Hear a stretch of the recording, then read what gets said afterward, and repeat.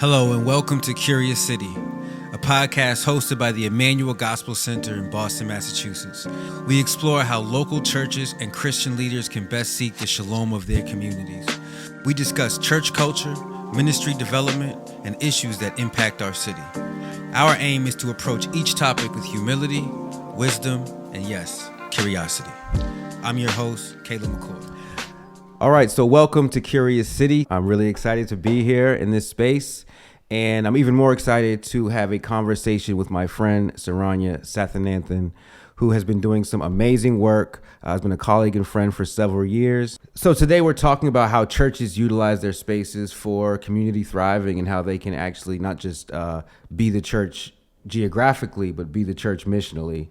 And let's, I'm really excited to talk about this. And I know you've done a lot of research and thinking about this, but how did you become passionate about this? Like, did you just wake up one day and I want to explore how churches are using their space? How did you get passionate about this? Yeah, I think this is a great question to even think about my own journey here. And I think it honestly started with me starting at EGC. Mm-hmm. So we were moving an institution or an organization that had been around in one location for 40 years, and we were moving it to Dorchester. And we were moving it into a church building. And so one of the things that we wanted to do was to create a welcoming, inviting space, and one where people could come and work, come and have interactions with each other, come and get resources that they needed to be more effective in the work that they do in the city. Mm-hmm. And so we at EGC had a design team, and I was a part of that, creating and designing a space that we wanted to be in that felt beautiful, that felt fresh, that felt inviting. Inviting, like you wanted to be here. Mm-hmm. And so I think that kind of kick-started me even thinking or imagining spaces and what church spaces could be. And we were coming into a very old building, a building that was with a a pastor with a great heart, but the building's probably underused or underutilized. Exactly. And, I mean, we are at the Second Church Meeting House in Codman Square, Dorchester, and it's a huge space, and the intention for the building was always that it would be a gathering place, a meeting place where everything that you imagine in community life that happens here. And at that point, it wasn't really. And so, we, as soon as we put in all of this effort into making our space welcoming, and, making upgrades and renovations and all of that kind of stuff, and then we started thinking about, okay, how do we, together with Second Church, activate more of this space and bring in more partners and people that can be using it, that it would be a benefit to them and then also benefit to people in the community. Right as we were starting that work, the pandemic hit. So we moved in here 2019, September 2019. And the pandemic hit right after.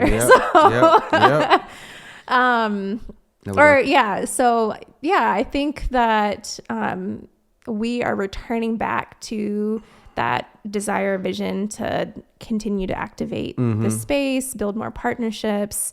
But even during the pandemic, I feel like we got a chance to think creatively about the space. And it wasn't even that I was thinking about it in that way. It was sort of I, as someone who enjoys working out and wanting to be physically healthy and enjoying the social connection that was a part of that. With the pandemic, all the gyms closing down. We're where can we go, And so you and I and Duranzi and some folks at EGC, along with our friends, we pulled together some money and bought a bunch of gym equipment. And which was extremely expensive during the pandemic. It really was, So and I got scammed. I just have to, whoever you are out there, you scammed my $50. It was gym equipment for the church that you scammed me via Facebook Marketplace. I am not happy about that. But anyway, continue. So we asked Pastor Price, hey, can we use the basement of the church and put our equipment up and work out down there? And so honestly, that was like something that was like very life-giving for me, and I feel like for our friends as well who needed a place to go. And we weren't even thinking about it as like, we were just desperate during COVID. Yeah, like, we just desperate like for social connection, for physical activity, for conversation, and exactly. And I think that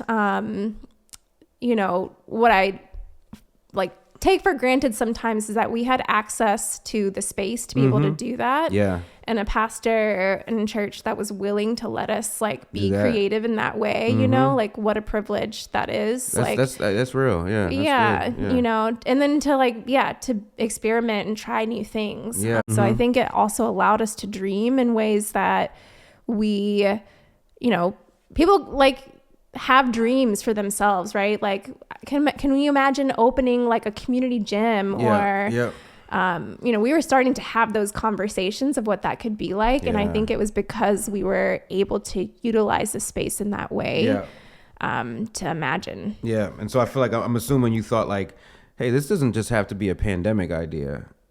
This doesn't have to just, this probably opened your imagination for like, this doesn't have to just be born out of desperation or social distancing or whatever. This actually can be how churches and the community engage with one another. Yeah. And frankly, I feel like we have to, know? Yeah. Like I ended up buying a house with a friend right across the street from from Second Church in UGC. Yeah. And I think one of the things is like, wow, there's this incredible space that could be like used for so many different things. So many people can be like benefiting from this. And when that's not happening, I think there's just like something in me that felt like stirred to I don't know, some do righteous something. Anger, some righteous something that's like, no, this we have to be using this, and this has to be something that is like blessing people. So you said you bought a home right across the street from your job from EGC. What was that process like with a friend? If that right, that typically people just in our paradigm would think, okay, you got married, you bought a home with your husband or something like that, but you bought a home with a friend that had a similar vision. What was that process like? Yeah, so I mean, this is kind of like a story of itself. I'll try and give a shorter version of it, but yeah, essentially, a friend and I, both of us had dreams of owning a home. And in Boston and other major cities, it is getting increasingly harder for first-time homeowners. For anytime homeowners. Anytime homeowners, yeah, in particular first-time Black and brown homeowners. Yes, for sure. To do that.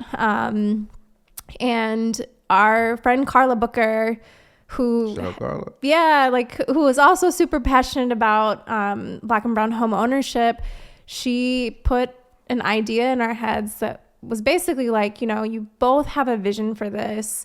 You both have a vision for sharing your home in like community. And what if you all thought about buying together? Don't let being single women inhibit you from pursuing those dreams. Amen. And so we had thousands of conversations about it, as one should, to explore, what that would look like. Yeah. And, thankfully, there were so many people who had done it before, and you think that it's like a thing that no one does. But actually, I think the more and more we talked about it with other people, we learned that no, there's people who have done this before, and so how can we learn from them? What kind of things do we need to consider as two friends buying together, who want to steward this vision for their home?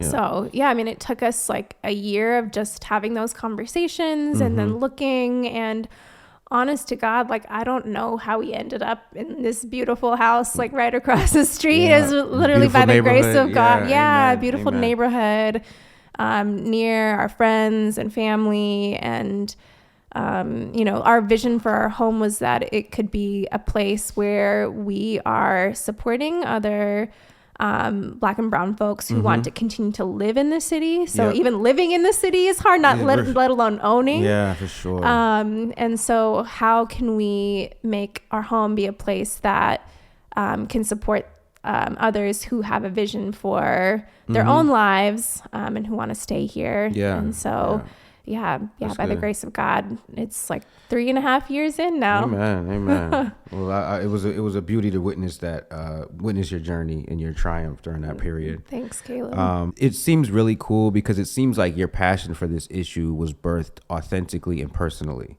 through the blessing that the church building was during the pandemic, to your home ownership journey of buying a big house, not a small house, a big house with room for tenants and other activities and meetings and community life.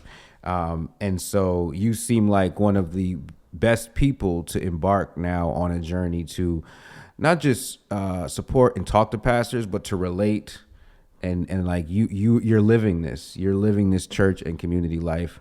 You've wrestled with the challenges. I'm sure you faced several challenges as two women of color trying to buy in the city. I'm sure you embarked on challenges. So as it stands with this project, what do you think some of the challenges / barriers are? This could be personally for homeowners, or this could be for Christian homeowners, or for churches, for lay leaders, for using their space, for using the space that they were blessed with to engage the community. What are some of the challenges? Yeah, I think this is a fantastic question. And honestly, I feel like the answers overlap so much, just in ownership in general. Yeah. I think getting to ownership is like one battle, but then once you own and now you have to manage this property, that is like the rest of the journey, And so I don't think I was prepared for how challenging it would be. Any person who owns a very old home that in Boston that needs a lot of regular maintenance and upkeep will tell you how challenging it is to face financial pressures of being able to make those necessary repairs and things like fixing your roof or dealing with the leak, or there's all kinds of things that happen, whether it's a home or a church. And I think honestly there's part of the battle is like not even knowing what you're doing. So like something breaks and you're like, I don't know who to call for this. I don't know what to ask for. I don't know the best course of action here. And so it's a lot of figuring things out on the job. And I think pastors face a lot of that too. Like they have a vision for, when they start a church or buy a church building or even rent a church building, they have a vision for what they're hoping. And it's usually around stewarding like a congregation's spiritual life, or like in our case, like wanting to support other people wanting to stay in the city. But sometimes it gets so sidetracked because you're so focused on surviving, right? That's so real, because, and I think even as we talk, I think I have more compassion, because there's kind of like a mantra or like a old story of like the Black community.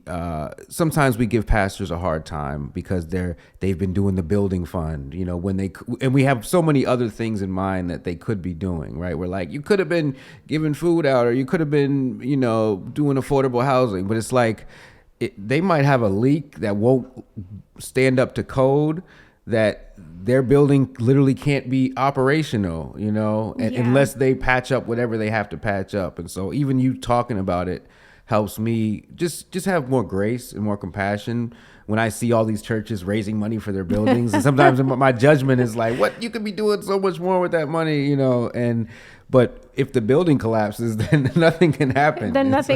Yeah, I think that I used to be one of those people casting a lot of judgment on, like how pastors or leaders are spending their time or where they're focusing their efforts with their finances, right? But it is true. I think that, often stewardship of property is stewardship of the mission.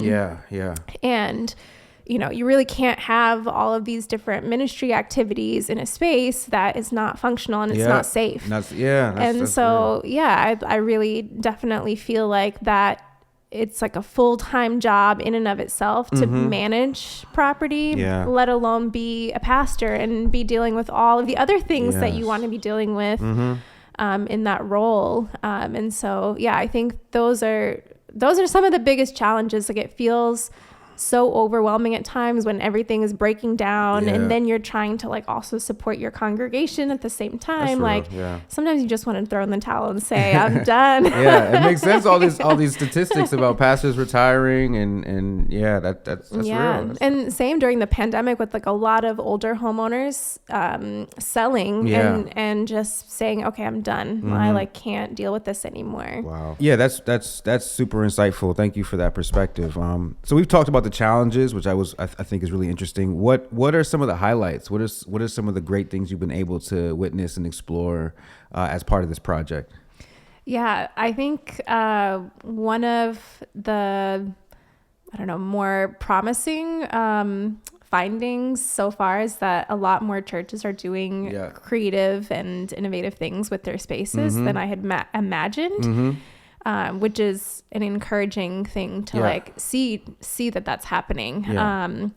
And some of my favorite examples, there's so many, but just off the top of my head, First Baptist Church in Jamaica Plain, they have during the day a preschool that uses their like main worship space, and then they deconstruct that every day. Wow. So that, because they have events that they host there in the afternoons and on Sundays, obviously for worship services.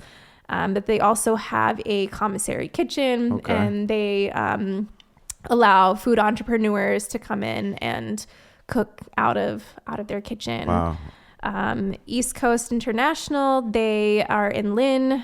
They have their church is basically like is on Main Street, and the front of their church is a cafe. Okay. And it serves as a nonprofit, and they employ youth that have been homeless, and they do job training. And so, and they're currently building housing for their youth, like inside of their church building. Wow.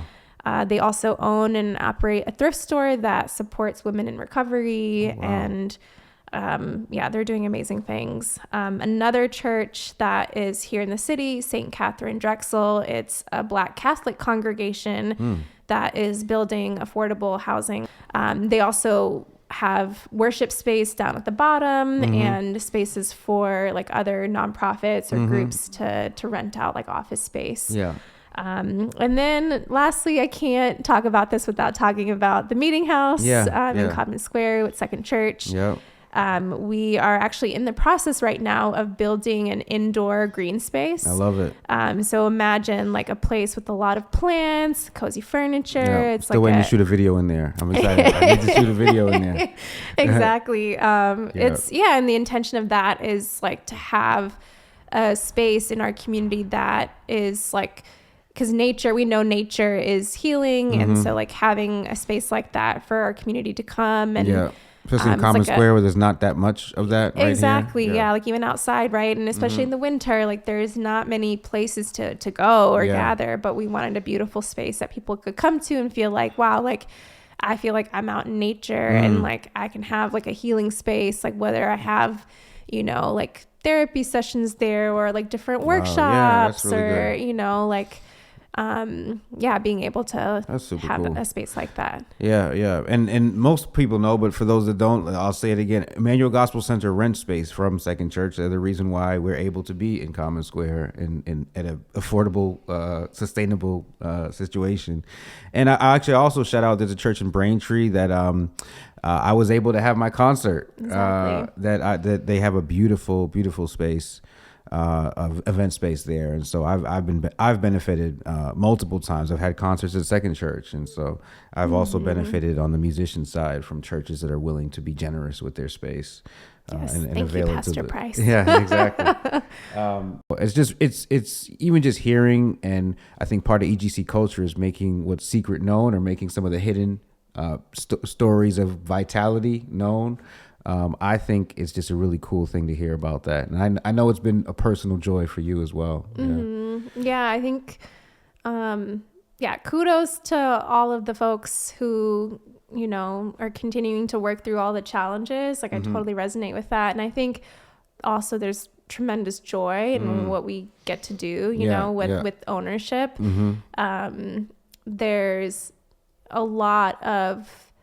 There's so many ways of being generous with your space that can be a win-win for you, like as like someone having to manage all of it. But then also like just the blessing. So like I'll say even for us, like with the house, Dear and I were going through a really hard period where everything seemed to be breaking down, and we were like, oh man, like this is so hard.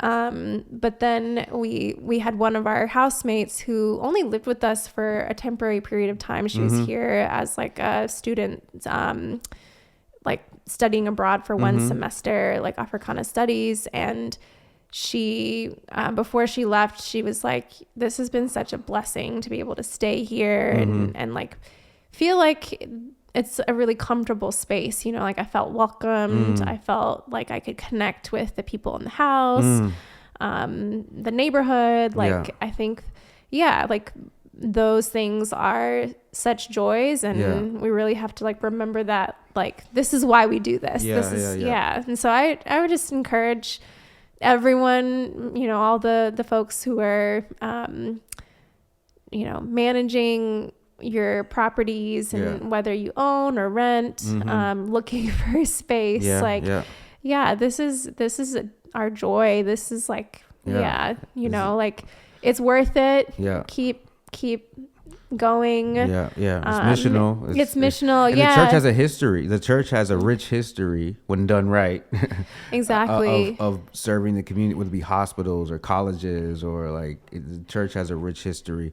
And Exactly. sorry, I want you to continue your encouragement. But one of the things I've heard you say, and I've witnessed as a friend, even in the challenges, community members, friends, relatives have stepped in with their gifts, with their money, with their, it can be a lonely journey, but also you've had folks jump in to help and support. Yeah, and that's like part of it, right? It's like you don't have to walk alone. And in fact, it is like even walking in the challenges with other people is also a blessing, because like you see like how people's strengths come out, and like whether it's like their emotional, mental support, or like literally like asking people who have more expertise in certain things to like offer us advice or like connect us with people who know what they're doing, And I think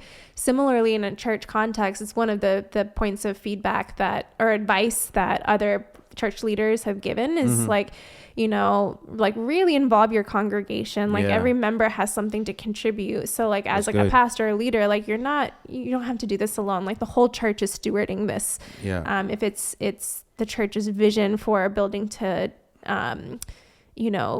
be like working towards a particular mission, like everyone has a part to play in that. That's good. That's really good.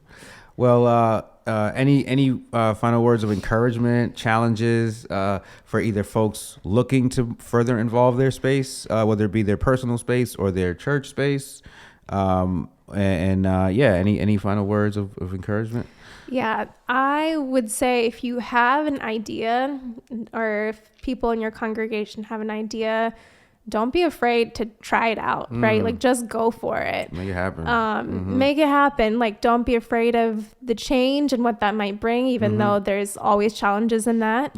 And transitions and figuring out new systems for like working something new.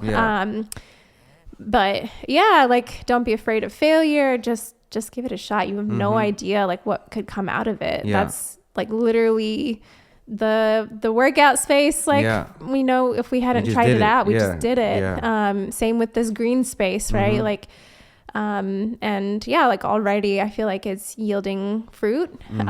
So I just would say, just go for it. If God has put a vision on your heart, and don't be afraid of small beginnings, right? Like, to start like with one small thing that you want to do with your space. It doesn't have to be this like big thing that other churches have spent 20 something years doing. It's like that. There's like a word like don't despise small beginnings. Amen. I think so. Amen. Yeah, I That's think good. just do it. Yeah, I love it. Give it a try. I love it. I love it. Where can they find some of the resources that you have been continuing to put together as part of this church space project? Yes, we have an incredible team at EGC who have worked very hard on putting together resources for church leaders, whether it be financial, figuring out how to like make decisions as a church leader. How do I manage certain things like related to the building, or like making, like letting people use the building. There's all kinds of things. And so we've put together a resource guide. We've put together different articles on like how to leverage your space for community benefit. All of that can be found on EGC's website. So egc.org. Yeah. So you can find all those resources at egc.org and follow the research prompt and go into exploring church spaces. So Saranya, this has been a great conversation. I appreciate the insight. It's really, really encouraging to hear what you're doing and hear what you're uncovering. It's not just what you're doing, but what the voices and the initiatives that you're lifting up as part of what the Big C Church is doing. So, yeah. Thanks, Caleb. Yeah. Thank you. Take care, y'all. This has been another episode of Curious City. This has been an episode of Curious City. We hope you have enjoyed listening.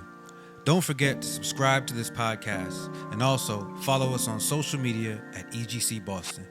Stay connected and have a blessed day.